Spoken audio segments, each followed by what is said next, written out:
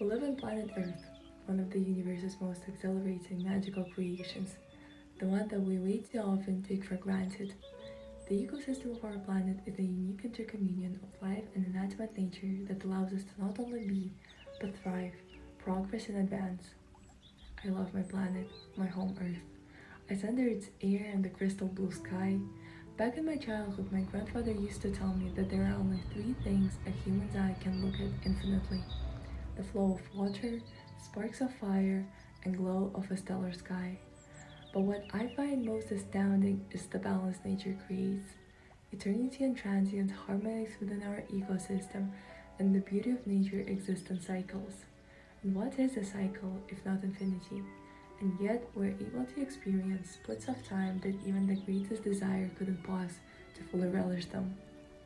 Many of us take pleasure in the outdoors, spending time with friends and family on a picnic or a hike is most likely the highlight of many of our childhoods. And yet, there exists the other side of the medal, the one that we choose to close our eyes on. When we stop being grateful for the opportunities that nature gifted us, we contaminate it, polluting the soils and waters of our planet with litter, chemical refuse, and everyday waste. Every catastrophe starts with small, infinitesimal yet irresponsible actions, but so does change. Humankind has put off the duty we owe to nature for far too long, distorting the balance it created. When predators hunt for food, they do so with a single aim: to feed themselves and their families. No predator would kill more than it could eat, and that is what allows for harmony, a balanced existence. I believe that the key to restoring our planet's ecosystem is finding balance and realizing that our planet was not made for a one time use. On average, every family produces over a ton of waste every year. Around 100 million kilograms of litter, predominantly plastic, is discarded into the oceans. And every day, at least 6,000 children die from diarrhea and other illnesses that come as a result of contaminated water.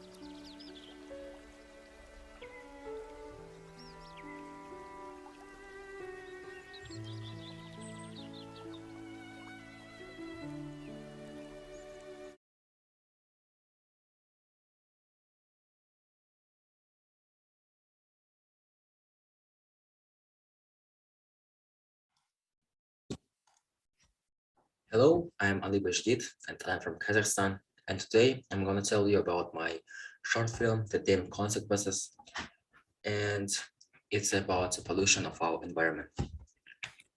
Firstly, planning, and of course, it was a pay attention to the environmental problem in the world, to teach people environmental literacy, in particular, the younger generation, and to expand children's knowledge of anime and inanimate nature. Relevance of the topic.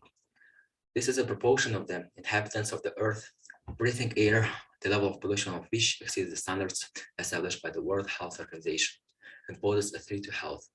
Air pollution is high in fine and particulate matter and nitrogen dioxide, especially in low and middle income countries. Ecology in the system of preschool education is of great importance as an initial stage of the system of continuous and universal environmental education. During this period, the foundations of formed ecological thinking, ecological culture.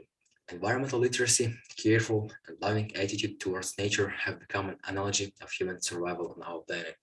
Thus, environmental education is an urgent and important task. Why did I choose this topic? Because I'm living in Kazakhstan, and Kazakhstan ranked 33rd out of 115 in the world. The pollution index was 73.4 ACU. The higher the index, the worse the situation. For comparison, Finland has the best indicator in the world, and Cameroon, Angola, and Myanmar the worst one.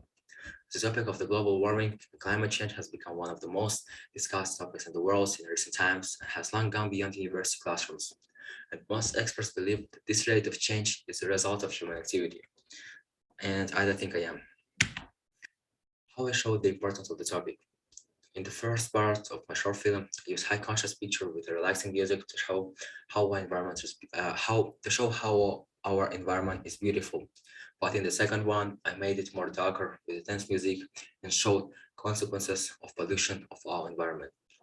I used this technique because I wanted to make the maximum impact on those who watch this video and make them understand how it's important nowadays. Difficulties that I have faced.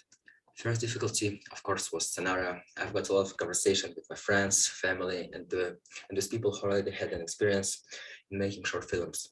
I wanted to show the consequences of neglect nature, but I didn't know how can I make it. I spent around a week to think about how can I do it with time, resources, and people that I had. Nevertheless, I had a few actors who were in this film. It was very hard to tune them and tell them what to do.